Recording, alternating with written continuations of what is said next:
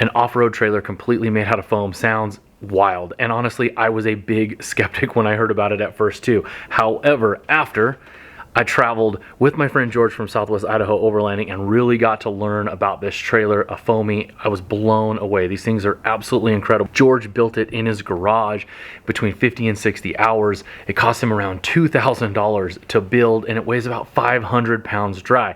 So it's a very practical build, and it's incredibly functional, and the best part about it is anybody could do that in their garage. You're going to love this interview that I did with him, and to top it all off, he has been dragging it around in some of the most remote areas of Idaho for the past 5 years. I joined him for a multi-day trip where he's documenting driving from the west part of Idaho to the east part of Idaho in some really rugged terrain, no issues whatsoever, complete comfort in the evenings, exactly what you want with an off-road trailer, and for less money than my rooftop tent costs. You're gonna love this thing. Check it out. Yeah, so this trailer is what is known as a foamy. They came about probably about let's see, it's been about 15 years ago. I was one of the first to actually build one, and actually able to work through some of the complications we were coming up with at the time. They are now picking up in popularity because they're super light, because they're basically foam. From the floor up is just foam, 2-inch foam. There's no wood structure or anything in it outside the doors and the windows, which are metal. But outside of that and the frame, everything else is foam. So how's it tied together? Like well, some people call it poor man's fiberglass, which is basically a canvas covering. Some people do a fiberglass on them now. You know, fiberglass is a little, they say, stronger, but I think the canvas works just fine. And I've been beating on this one for 5 years in the backcountry to prove that a foamy won't fall apart.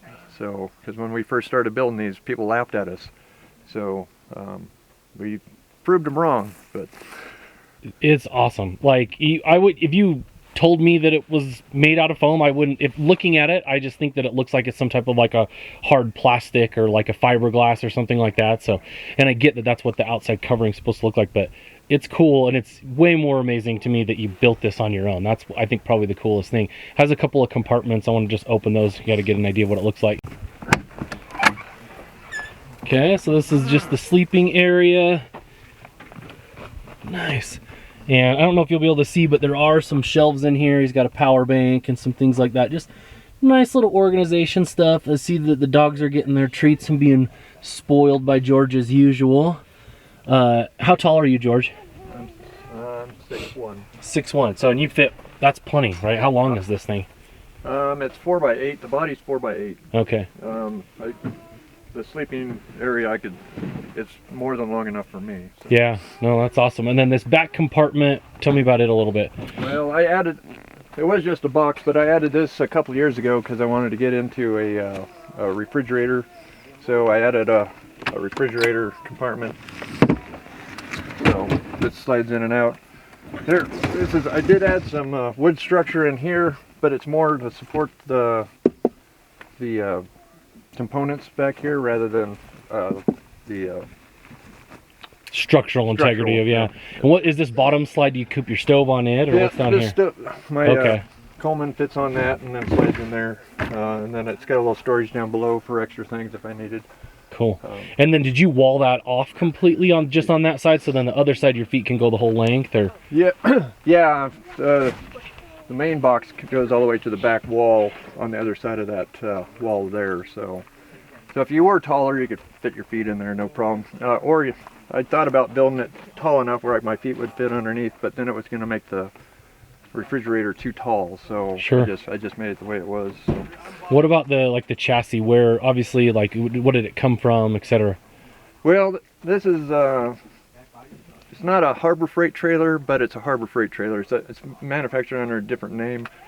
Really, the only difference was it came with SAE bolts rather than metric bolts, and it had a little bit better hub system. But outside of that, it's a Harbor Freight frame. I did run a 2x2 tube down the center spine to give it strength for off-road use, and I have since moved from the original axle to a 3,500 pound axle with a 15-inch wheel rather than a 13-inch wheel.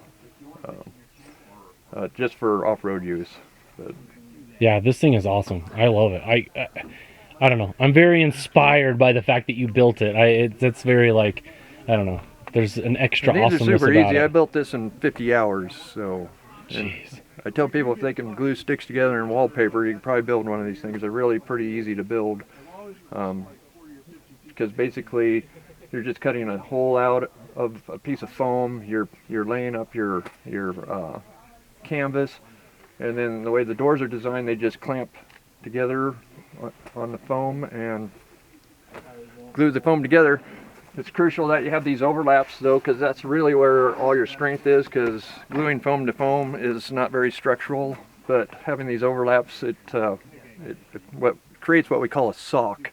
So not only does it fold over every corner, but it folds up underneath the bottom here as well, and then it's glued to the floor. So the bond to the wood down there is strong, so everything else just holds together at that point. So Now, did you do a video series on building this or talking about I it? started a series, but unfortunately my hard drive crashed. Oh. I left it up there for people to look through, and it's bug out trailers, but it's kind of hard to find when you type in bug out trailers. So I always tell people if they want to look it up, they have to write bug out trailers and then step, because I did step 1, step 2, step 3.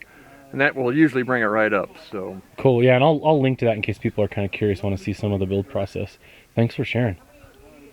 Now, if you want to see some of the build process, I have linked to his videos that he did on those. It's not a complete series because, as you saw in the video, he lost his hard drive, but this thing is inspiring. I think it really gives you a good idea of the overall concept.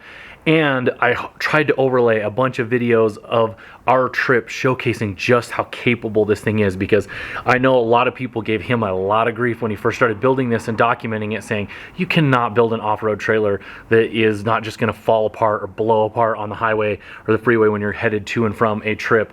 And man, George has proved all of the skeptics wrong. This thing is so cool. If you like this type of stuff, please like and subscribe to my channel and go check out George's.